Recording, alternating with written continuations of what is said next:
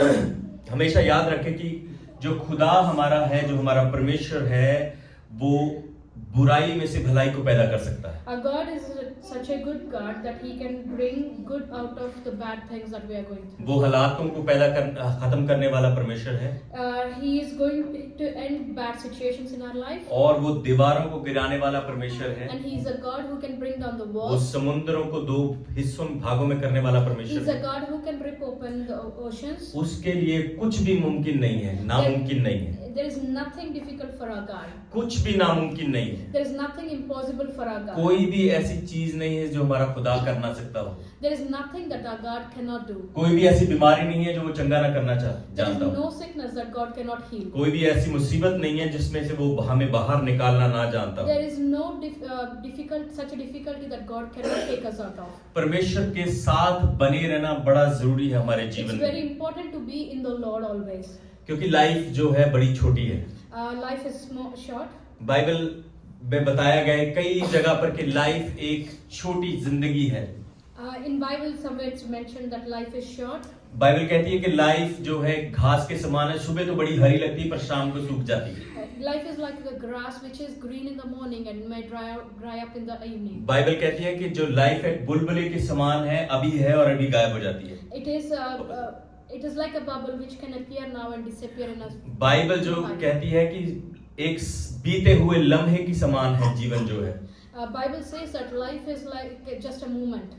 कई लोग आपके जीवन में आएंगे, Some people may come in your life. कई लोग आपके जीवन में आकर आपको बड़ा कुछ सिखाने की कोशिश करेंगे, And some people may come in your life to teach you a lot of things. पर जीवन देने की बात सिर्फ प्रभु यीशु मसीह करते हैं। And the only one who can give us life is Jesus. जीवन हमारा एक्सटेंड एक इंसान, एक ही खुदा कर सकता है, उसका नाम है यीशु मसीह। The only one who can extend our life is Jesus. क्योंकि वो ही है जो मौत और जीवन देने वाला है। He is the hallelujah. only God who holds life and death in His hand. हम खुश किसी तरीके से नहीं रह सकते जब तक हमारे यीशु हमारे जीवन में नहीं है। Our happiness or joy is incomplete if there is no Jesus in our life. हम खुश अपने पैसे के द्वारा नहीं रह सकते। We cannot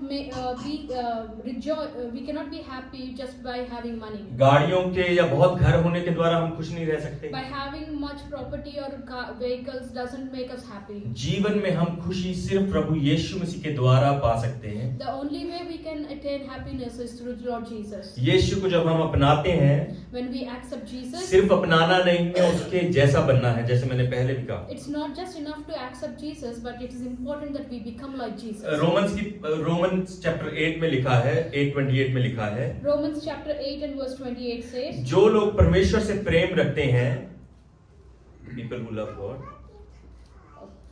जो लोग परमेश्वर से प्रेम रखते हैं, the people who love God, उनके लिए सब बातें मिलकर भलाई को पैदा करती हैं। all things will work together for good for them. साम में लिखा है कि मैं परमेश्वर का धन्यवाद करूंगा क्योंकि वो भला है। Bible says in Psalms that I'll praise God because He is good. जिस संसार में हम रहते हैं, जैसे मैंने पहले कहा, उस संसार की जो मेन मकसद होता है लोगों को, वो पैसा कमाना या अच्छे घर बनाना, अच्छी गाड़ियां बनाना, यही मकसद होता है। The only aim of a person to live in this world is to make properties and become richer. पर बाइबल मत्ती की इंजील चैप्टर 5 में क्या लिखा है प्रभु ने? But in the chapter 5 of book of Matthew, what's written there? Let's read together. Now when Jesus saw the crowds, He went up to the mountainside and sat down. His disciples came to Him and He began to teach them. He said, "Blessed are the poor in spirit, for theirs is the kingdom of heaven. Blessed are those who mourn, for they will be comforted. Blessed are the meek, for they will inherit the earth. Blessed are those who hunger and thirst for righteousness, for they will be filled. Blessed are the merciful, for they will be shown mercy. Blessed are the pure in heart, for they will see God. Blessed are the peacemakers, for they will be called children of God. Blessed are those who are persecuted because of righteousness, for theirs is the kingdom of heaven. Blessed are you when people insult you, persecute you, or falsely say all kinds of evil against you because of me. Rejoice and be glad, because great is your reward in heaven, for in the same way they persecuted the prophets who were before you. Hallelujah.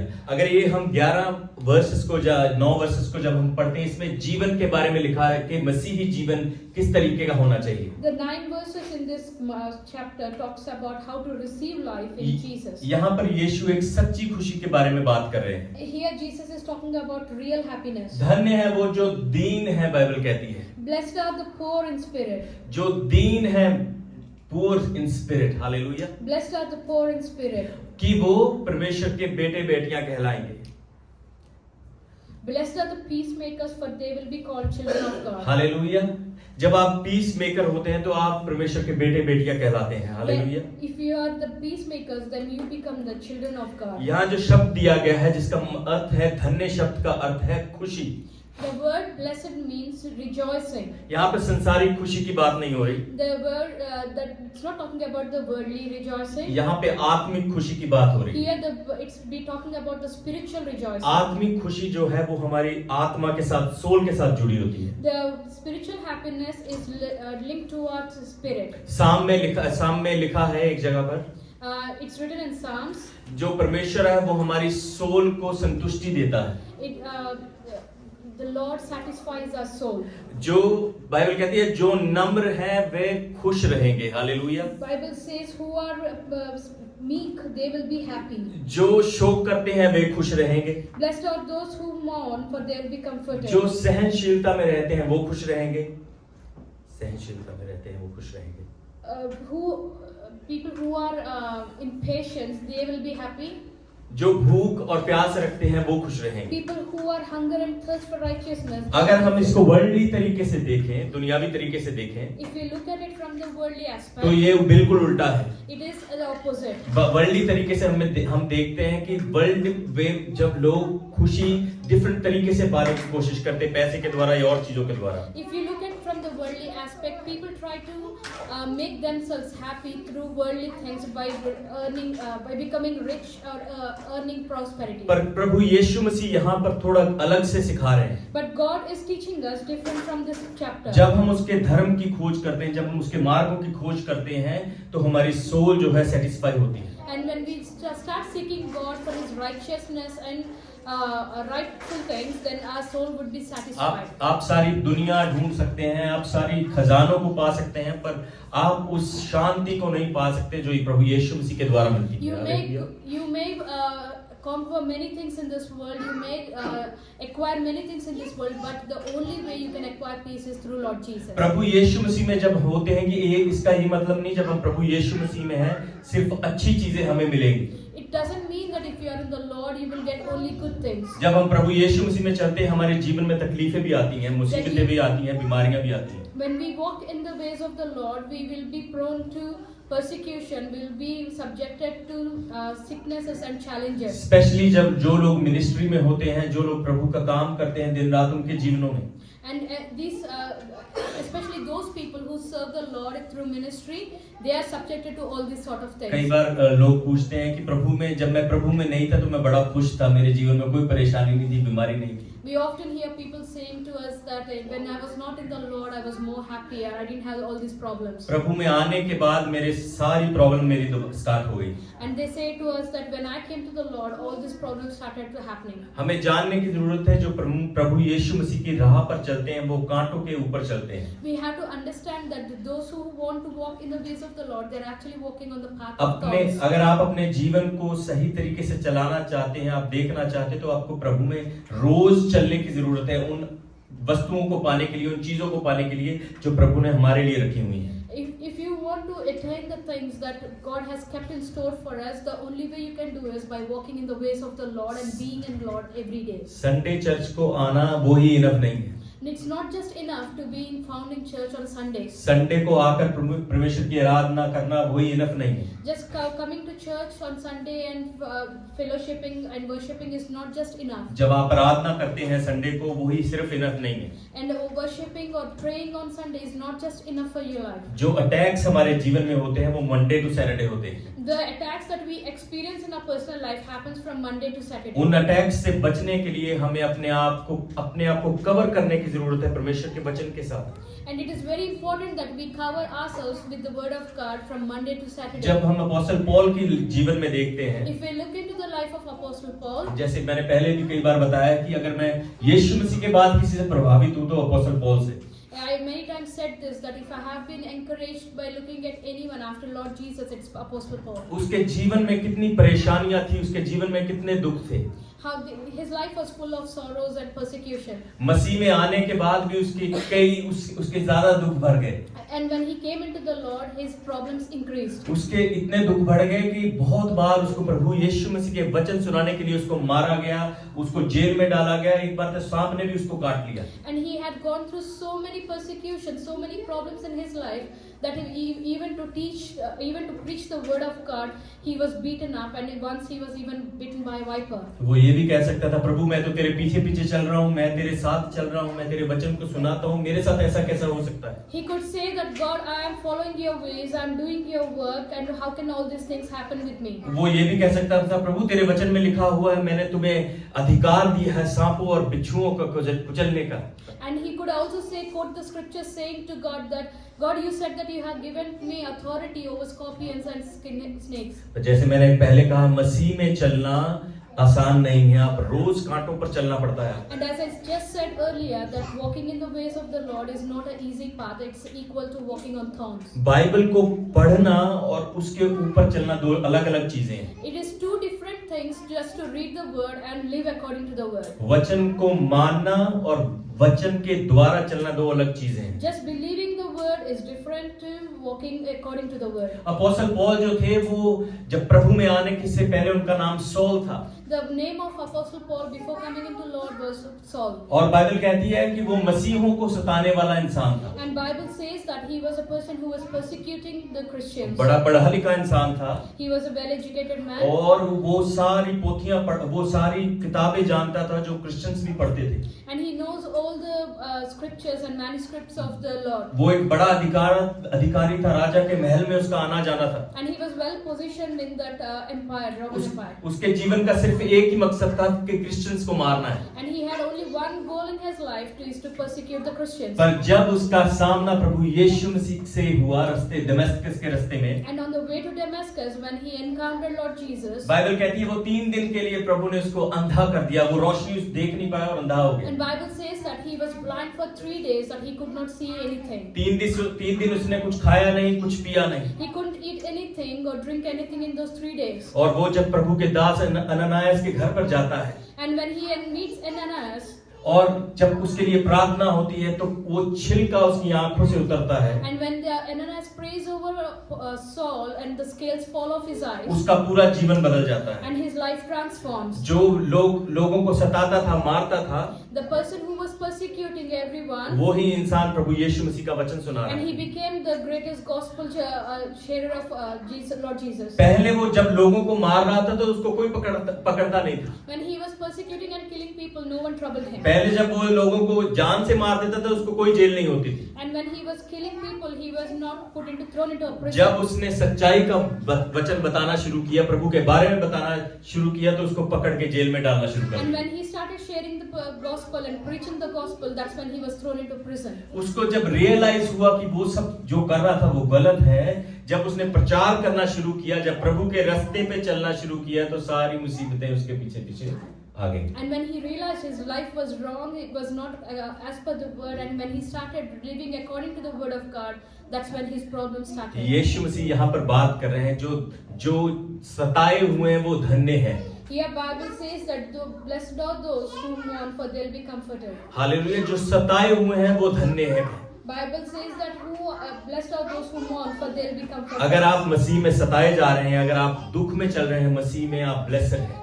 Blessed are those who persecuted because of righteousness, but theirs is kingdom of अगर heaven. आपको यीशु मसीह की वजह से अगर आपको लोग सता रहे हैं तो आप खुश ब्लेस्ड हैं। If you are being persecuted because of Lord Jesus, then you are blessed. Apostle Paul और बरनबास को अपोस्टल पौल और सिलास को एक जगह पर जेल में डाल दिया गया। There was a place, there was a point of time where Apostle Paul and Silas was thrown into prison. Reason उसका ये था कि वो प्रचार कर रहे थे, Because they were preaching, they were thrown into prison. वो परमेश्वर का वचन लोगों को सुना रहे थे, उनको जेल में डाल दिया गया। They were preaching the word of God and they were thrown into prison. पर जेल में क्या होता है? And what happens in the jail? अभी वो ये बैठ के नहीं सोच रहे कि कैसे हम यहाँ से निकलेंगे। They are not sitting there and thinking how to come out of jail. Obviously उनको मार भी पड़ी होगी, And obviously they would have been beaten up in the और prison. उनकी जो बेड़ियां उनके पैरों में लगी थी, उनके हाथों में बेड़ियां लगी हुई There थी। were, it's possible that they were chained within the prison. वो ये नहीं एक दूसरे को पूछ रहे थे कि भाई सिलास तेरे को जानता है, कोई पुलिस में है, तेरी कोई बात नहीं। They were not discussing, saying that brother Silas, do you know anyone in police so we can come out? वो थाने उस जगह के जेलर को नहीं पूछ रहे थे कि तेरा हमें यहाँ से बाहर निकाल दे। And they were not discussing with the jailer to ask him to release them. Acts में लिखा है, एक्ट्स 16 में लिखा कि आधी रात को, And in Acts chapter 16 it's written that during the midnight बेड़ियां लगी हुई हैं, they were in the chains, हाथों में बेड़ियां लगी हैं, and they were their hands were also chained. थके हुए हैं, मार पड़ी हुई है। They were tired, exhausted, and they पर were आधी beaten up. रात को क्या करने लगे? And what were they doing in the middle of the night? परमेश्वर की आराधना करने लगे, They were उसकी स्तुति praising करने God. लगे। They were singing praises. मैं हमेशा कहता हूँ जो रात का समय है बड़ा इम्पोर्टेंट समय है। I always say that the midnight time is important. Time. रात की जो प्रार्थना है बड़ी पावरफुल प्रार्थना होती है। The prayer that you pray during the night times. Is अगर very आप यीशु powerful. मसीह को देखें तो वो रात में प्रार्थना करते थे, तीसरे पहर। If you have seen Lord Jesus, he was praying all the time during the dark. तो रात को भजन करने लगते हैं, परमेश्वर की आराधना करते हैं। And during the night they worship and praise songs. इसलिए मैं हमेशा एनकरेज करता हूँ चर्च में भी, अपने घरों में भी वर्शिप सॉन्ग्स लगा के रखें, आराधना करते रहें। That's why I always encourage people that they run worship songs in their workplace, in their houses, and they worship in the church. आराधना में जो है छुटकारा मिलता है, hallelujah. And the deliverance comes from worshiping. आराधना जब हम करते हैं, हम अपनी जब हाथों को उठाते हैं तो परमेश्वर की प्रेजेंस उस जगह पर आकर हमें छुटकारा देती है, हीलिंग देती है। Deliverance and healing comes through praises. परमेश्वर की प्रेजेंस उस जगह पर आके हमें छुटकारा देती है, छुड़ाती है।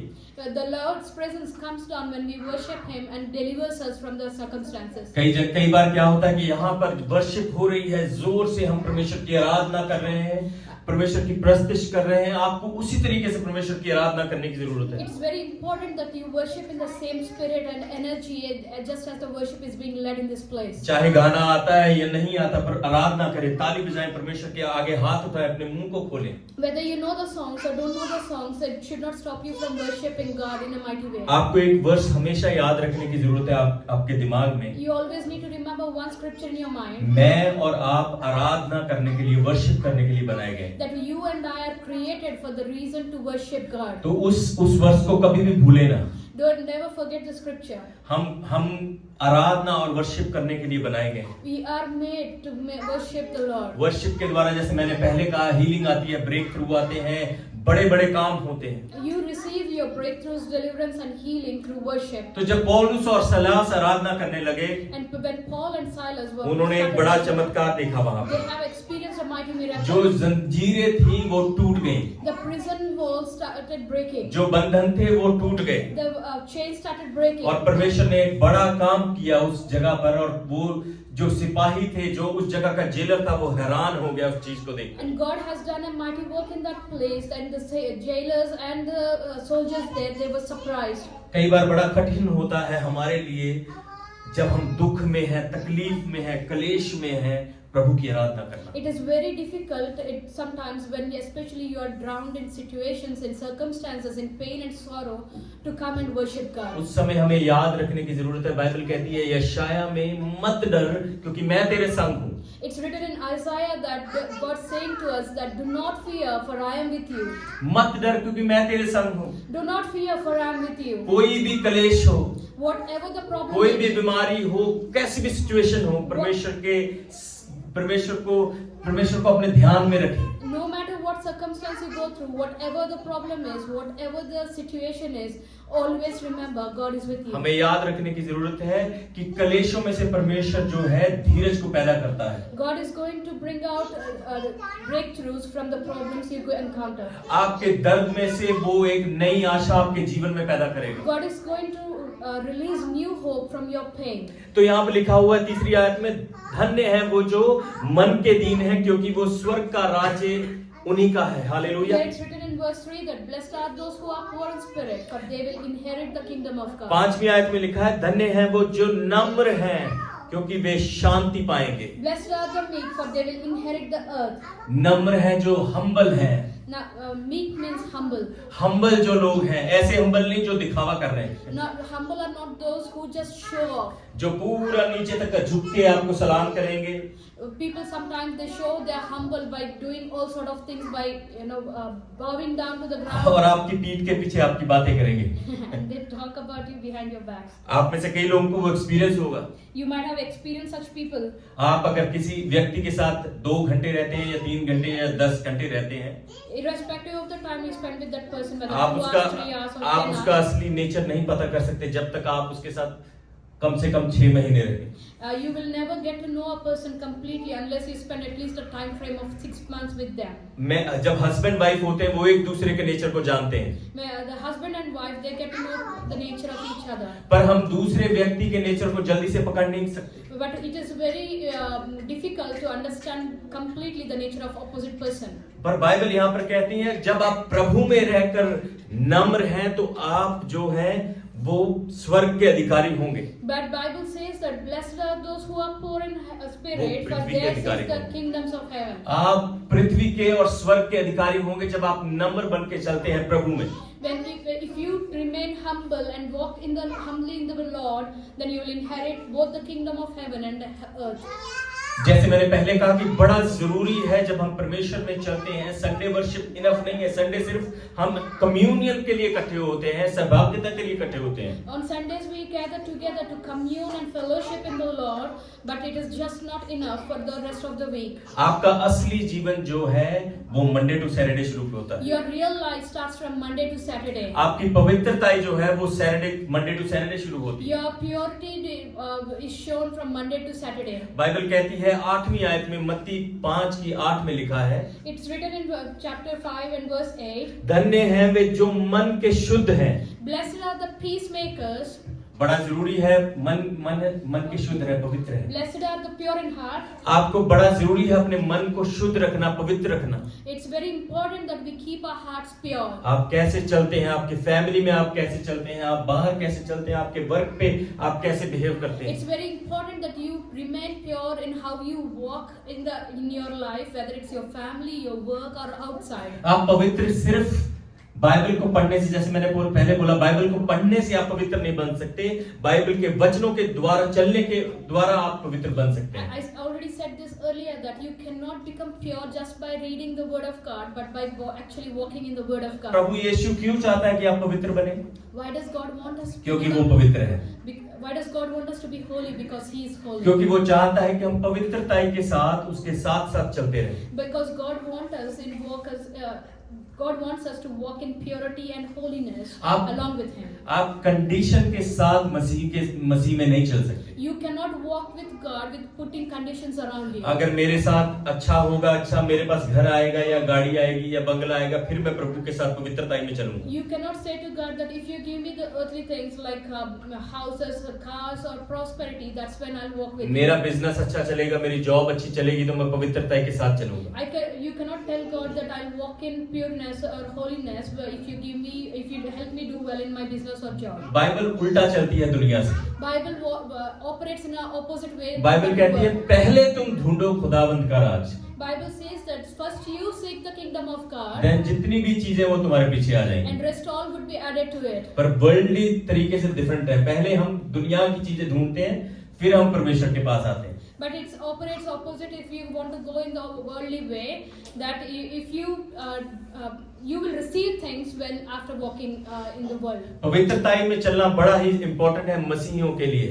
It's very important that believers walk in purity and holiness. मैं हमेशा आपको इनकरेज करूंगा कि पवित्रताई में चलें, रोज पवित्रताई में चलें। I encourage you that make it a habit to live in holiness and purity every day. हमें गाना गाते हैं कि मेरा उठना, बैठना, चलना, फिरना, सोचना भी पवित्रताई में हो। Hallelujah. There is a song you must have known that whether it's my sitting, moving, walking, walking or operating, let it be in your holiness. मसीही जो जीवन है प्रभु यीशु मसीह के साथ चलना है बड़ा डिफिकल्ट जीवन है। It's not easy to walk in the ways of the Lord. जब हम जोसेफ की लाइफ में देखते हैं, If we look into the life of Joseph, Joseph के पास सब कुछ था उसके पिता के घर पे। Joseph had everything at his father's place. प्रार्थना करने वाला था, वचन को पढ़ने वाला था, They were believers, they were reading Bible, worshipping, और विजन और ड्रीम्स देखने वाला था, and he was a person who was even seeing visions and और dreams. परमेश्वर के साथ बैठकर वो संगति करता था, And he used to be in the presence of God, और listening to God. अपने विजन्स अपने ड्रीम्स को अपने भाइयों को ट्रांसलेट करके भी बताता था। And he used to express his visions and share his visions and dreams to his own brothers. पर साथ साथ में क्या हुआ, जब उसके भाइयों को ये चीज अच्छी नहीं लगी तो वो जेलस होने लगे। When his brothers heard his dreams and visions, they became jealous of घर के लोग ही जेलस होने लगे। and his own family became jealous of अच्छा him. तू बड़ा पवित्र बन रहा है, पता है मेरे को तेरे बारे में।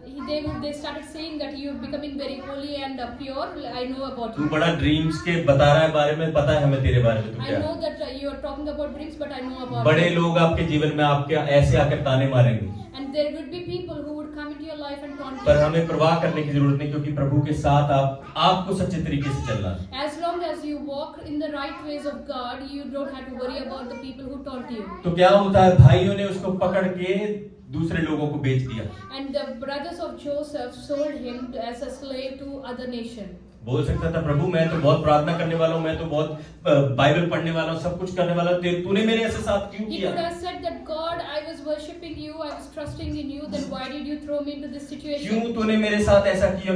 मेरा बाप पीछे रह गया, मेरी माँ रह गई, मेरे भाइयों ने मेरे साथ ऐसा कैसे हो सकता है? He could have said that my family was left behind, but you thrown me into this circumstance. हमें याद रखने की जरूरत है, जो शैतान है, जब हम प्रार्थना करना शुरू करते हैं, शैतान भी अपना काम ज्यादा करना शुरू करता We है। have to remember that when we start walking in the ways of the Lord, even the Satan starts. आप इस वीक ये टेस्ट करके देख लो, आपको एक टेस्ट देता हूँ।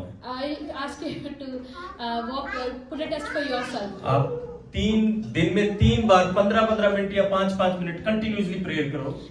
Pray for 15 or 5 minutes, at least 5 minutes, at least 3 times in a day. देखो कैसे परेशानियां इंक्रीज होती है। Yeah, and you will start experiencing worries. वो आपको सताने की कोशिश करेगा, इसको बंद करवाओ प्रार्थना, क्योंकि वो डरता है प्रार्थना से। Because Satan is scared of prayers, he will try to attack you in different ways.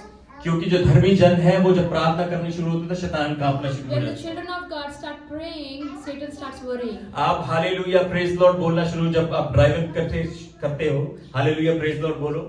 And when you are driving or doing something, when you start saying praise Lord or hallelujah, आप देखोगे कुछ ना कुछ गड़बड़ होगी road पर, and you might experience something wrong with you. क्योंकि जो उस रास्ते में उस जगह पर जो स्पिरिट्स हैं वो डरती हैं यीशु के नाम से। Because the spirits that operate, they start worrying and they are scared of name of Jesus. तो जोसेफ के साथ जब ऐसा हुआ तो वो घबराया नहीं, वो ये नहीं बोला, उसने प्रभु को कर्स नहीं किया।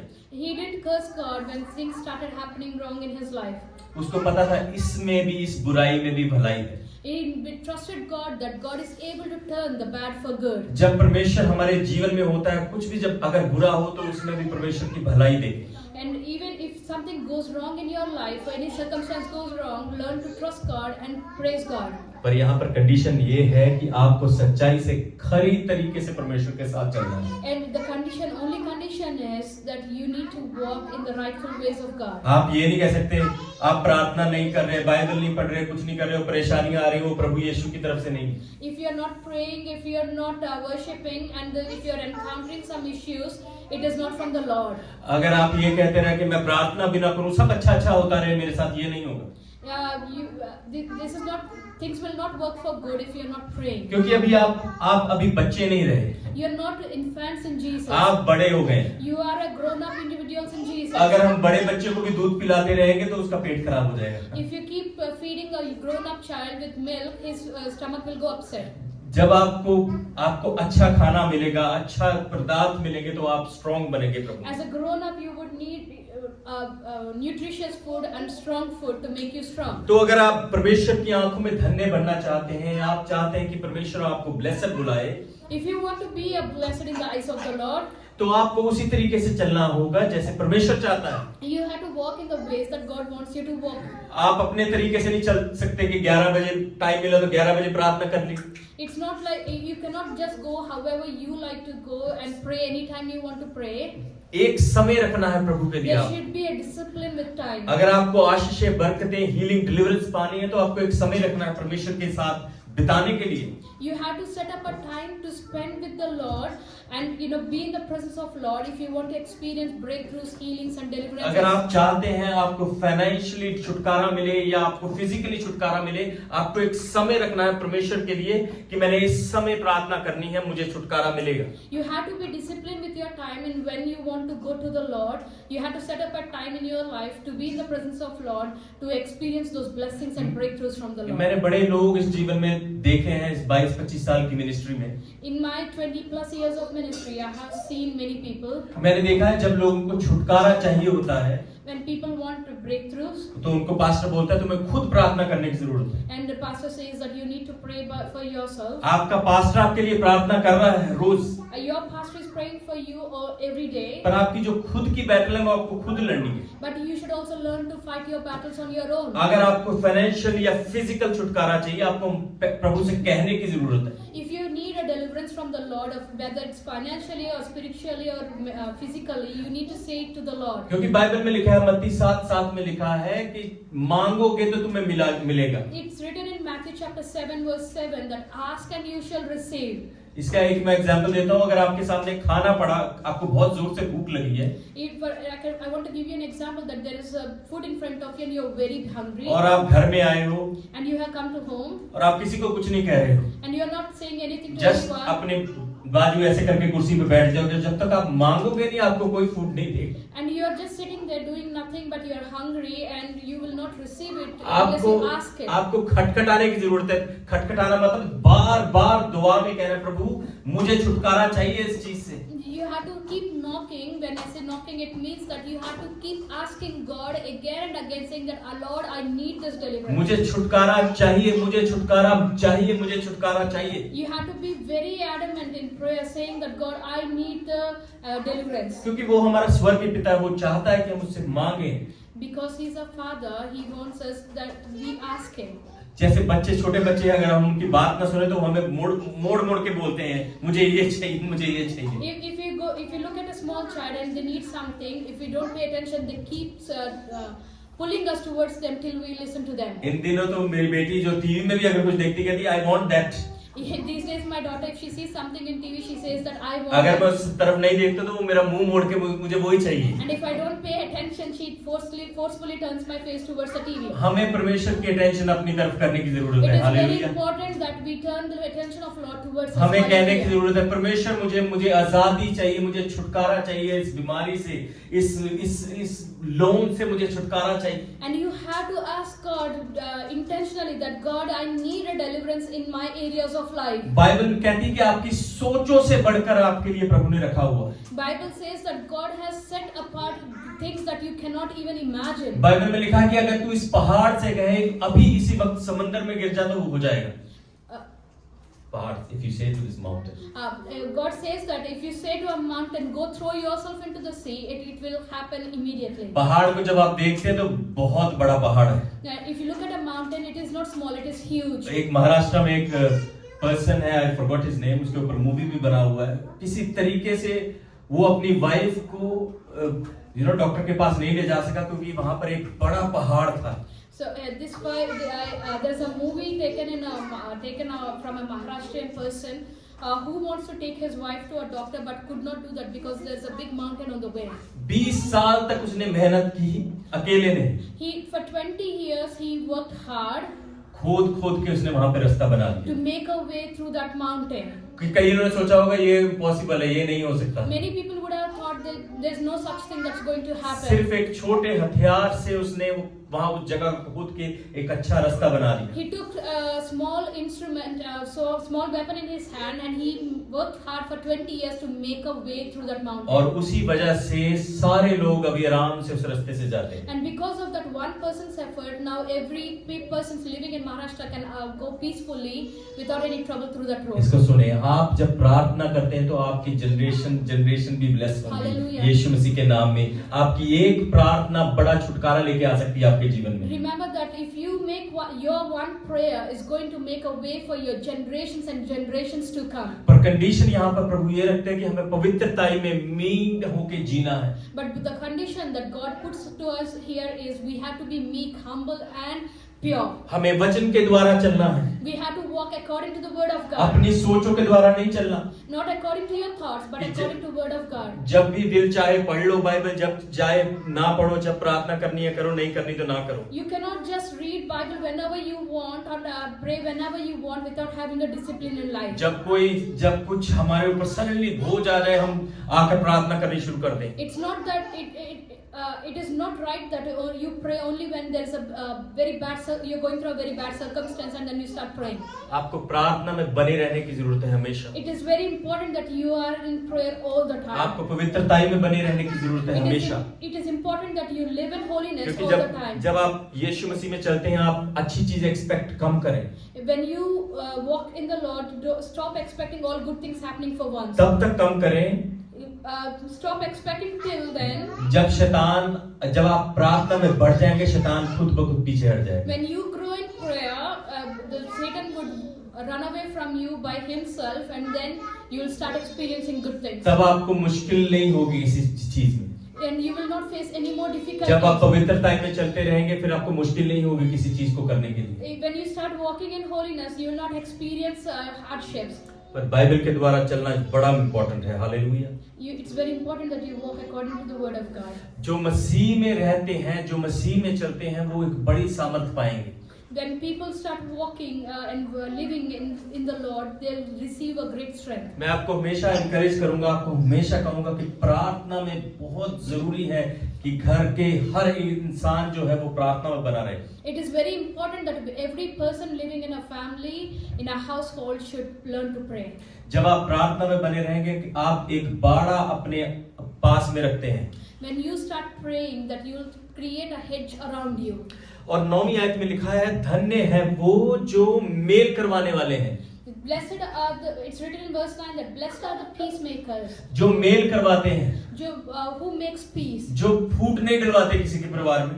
Those who don't sow dispute. वो ये नहीं कहते कि भाई ये आया मेरे परिवार में लड़ाई हो गई। And those people are not the one who create disputes. जो मेल करवाते हैं, जो पीस मेकर होते हैं, जो the people who make peace. अगर आप मसीह हैं तो इनको पॉइंट्स को घर जाकर भी पढ़ें कि आप मसीह का कैरेक्टर कैसा है। You can go home and read this chapter 5 verses 2 to 10 on how to live a godly life. धन्य है वो जो मेल करवाते हैं। Hallelujah. Blessed are those who are peacemakers. और 10वीं आयत में लिखा है, जो धार्मिकता के कारण सताए जाते हैं। Blessed are those who are persecuted for righteousness.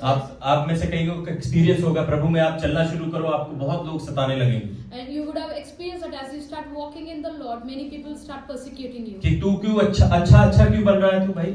People may start commenting on you, saying that you are trying to तू become बड़ा holy. पवित्रताई का जीवन जी रहा है। You are acting very holy. वो जानबूझ के आपको ताने मारेंगे कि आप भी उनकी तरह बोलना शुरू करें। And they'll start taunting you to a point that you will start talking पर like प्रभु that. यीशु मसीह जब आपके अंदर है, But if the Lord lives in you, तो आपको एक सेल्फ कंट्रोल होने की जरूरत है। it's very important that you develop self-control. बड़े केयरफुल रहें कि आप कैसे बात करते हैं, कैसे बोलते हैं, चलते हैं, फिरते हैं, उठते हैं। You should be mindful that how you talk, how you behave, how you walk when you are in the Lord. क्योंकि आपको बाहर के जो लोग हैं ऑब्जर्व करते हैं। Because people observe your life when you are आपके in the फ्रेंड्स Lord. आपको ऑब्जर्व करते हैं, पड़ोसी आपको ऑब्जर्व करते हैं। Because people observe your life, or your neighbors observe your life when you are in the Lord. कई बार क्या होता है, रोड पर मैं और रूबन कभी ड्राइव पर जाते हैं, Many times it happens that Ruben and I go for a drive. तो अगर कोई कुछ बोल के चला गया तो मैं हमेशा चुप रहता हूँ। Even if someone says something to me, I don't react. पर साइड में जब रूबन बैठा, why you not saying anything? And my son gets irritated, saying that why are you not saying anything? आप back? चुप क्यों बैठे हो daddy?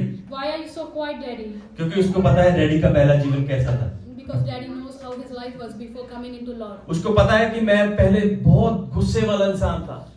Before coming into Lord, Pastor was very angry person. शांति मुझे पसंद नहीं थी, अगर कहीं पे शांति वाले लोग मैं उनके पास नहीं बैठता। I never used to sit with peaceful people. पर प्रभु के आने के बाद जब मैंने जाना, उसके वचन को पढ़ा, उसके साथ चला, तो वो आपको ट्रांसफॉर्म करता है। But when I came into the Lord, I understood that the Lord started transforming through His word and prayer. वो आपको सहनशीलता देता है। He starts giving you patience. तो आज का ये वचन मैं आपको बताऊंगा कि आप घर जाकर इसको पढ़ें, I encourage you that you go back home and read this इसको chapter again इसको याद करने की कोशिश करें कि क्या कहता है प्रभु मसीही जीवन के बारे में। and try to remember what the Lord is telling us to how to live our spiritual life. कैसे भी हम इस जीवन को नहीं जी सकते, जैसे हमारी मर्जी ऐसे ही नहीं जी सकते। We cannot live our lives however we want to. अगर आपको प्रभु में चलना है तो आपके उसके वचन के द्वारा आपको चलना पड़ेगा। It is very important that we walk according to the word of God and live according to the word of God. तो जब आप उसकी किंगडम को ढूंढेंगे, उसके राज को ढूंढेंगे, सारी चीजें आपके पीछे हो लेंगी। And when we seek His kingdom and His righteousness, rest all would be added to our lives. अपने आप को ट्रेन करने की जरूरत है। It's important that we train and discipline ourselves. बड़ी अगर एक एथलीट जब जाता है एक वेट कंपटीशन में, If an athlete goes to a weight competition, पहले दिन ही वो जाके 100 किलो उठाने शुरू कर देता he would never pick up 100 kilo weight. है। वो अपने आप को बड़ा हार्म दे देगा। If he does so, then he is going to destroy his body. आपको धीरे धीरे परमेश्वर के साथ वचन पढ़ने की जरूरत है, और वो बड़े काम, जो बड़े मिरेकल जो परमेश्वर ने आपके जीवन में रखे हैं, वो आपको दिखाएगा। Hallelujah. And it is very important that step by step you start growing in the Lord by being in His, by reading His word, by वो praying. बड़े ब्रेक थ्रू जो परमेश्वर ने आपके लिए रखे हैं, वो आपको दिखाएगा। God has set apart a big breakthrough for each one of us, and He's going to show us. पर पवित्रता में, सहनशीलता में चलने की जरूरत It's है। very important that we walk in purity and humbleness. जहाँ पर आपको कोई कुछ बोलता है तो अपने मुंह को बंद रखें। Where if someone says certain things to you, learn to keep your mouth closed. प्रार्थना में बने रहें। Be in prayer. अपने सताने वालों के लिए प्रार्थना करें। And start praying for those who are troubling you. आपको जो मुश्किल देते हैं उनके लिए प्रार्थना करें। People who are troubling you, pray for them. आपके साथ जो नहीं खड़े होते हैं उनके लिए प्रार्थना Pray करें। for those who are not standing with you. आप जब अपने काम पर हैं, जो लोग आपको काम पर तकलीफ देते हैं उनके लिए प्रार्थना करें। People who are troubling you at work, pray for them. आप देखेंगे change, You will see a change क्योंकि in them. परमेश्वर जो है उनमें चेंज लेके आएगा जब वो आप उनके लिए प्रार्थना करनी शुरू करेंगे। Because the Lord will start bringing change in those people who you are praying अगर for. हम भी उनकी तरह बिहेव करने लग पड़े तो फिर कोई सुलह नहीं होगी वहां पर। If we start behaving like the people, like other people, then there is no change in us. धन्य बने, Be blessed. ऐसे बने कि परमेश्वर आपको कहे कि ये मेरा बेटा है, ये मेरी बेटी है। Become and come to a place where our God calls us. This is my daughter and क्योंकि son. ये जो दुनिया है ये हमारा गोल नहीं है। This world is not our goal. हमारा गोल है, हमें सदा का जीवन चाहिए। Our goal is to live the eternal life with our Lord. अगर आप यहाँ पर प्रैक्टिस करते रहेंगे तो सदा का जीवन आपको मिलेगा। If you start practicing the godly life here, you will receive the eternal यहाँ life. पर पवित्र रहेंगे तो सदा के जीवन में पवित्र आप बनेंगे। If you practice holiness here, you will start living a holy life. यहाँ पर आप आराधना की प्रैक्टिस करेंगे तो फिर हमेशा हमेशा के लिए हम आराधना करेंगे। If you start worshiping on this earth, it will not be difficult for you to worship the Lord in eternal life. मैं चाहता हूँ कि जितने भी हमारी इस छोटी फैमिली में जितने भी लोग हैं, सब आराधना करने वाले बने। My prayer is that how many of our people are here in our church family, we all become worshippers. सब ब्लेस्ड कहलाएं, सब धन्य कहलाएं। My prayer is that we will be called the blessed. सबको लोग कहें कि हाँ हमें इनके जैसा बनना है। But people have to start saying that I have to become like आपके this person. परिवार, आपका दोस्त यार आपको कहे कि मुझे आपके जैसा बनना है। आपके कहाँ से आपने ये चीजें सीखी है? Our family should start saying that we want to become like you, and we have to bear such witnesses. हमें यीशु की तरह बनना है जैसे यीशु ने यहाँ पर सिखाया। Hallelujah. We have to start imitating Jesus and become like him. रोजमर्रा की जिंदगी में परमेश्वर को पुकारना शुरू करें। And we have to start calling on the name of Jesus on a day-to-day उसे basis. कहना शुरू करें, परमेश्वर मुझे अपने जैसा बना। And we have to start telling him, God, make me like you. परमेश्वर मेरी सोचों पर कब्जा कर, मेरे बोलने पे कब्जा कर, मेरे जीवन पे, मेरी आत्मा पे कब्जा कर। And we have to start saying, God, capture my heart, capture my thoughts, capture my words. आप एक बड़ा चेंज अपने जीवन में देखेंगे। And you'll start experiencing a bigger change. आप एक बड़ा बदलाव अपने जीवन में देखेंगे जो लोगों को बहुत भाएगा। And people will start noticing the transformation in you.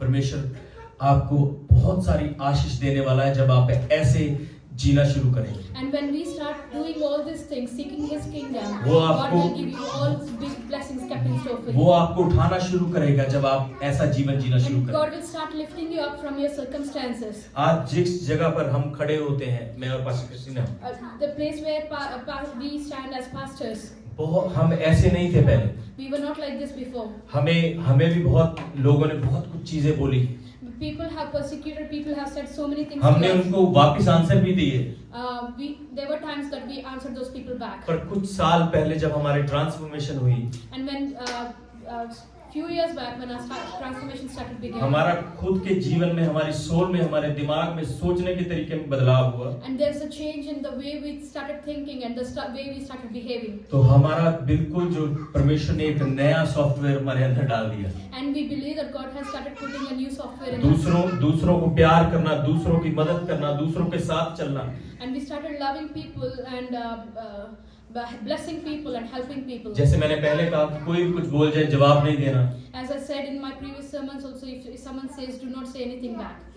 लोगों को माफ करना Forgive people. जरूरी है अगर आप मसीही हैं।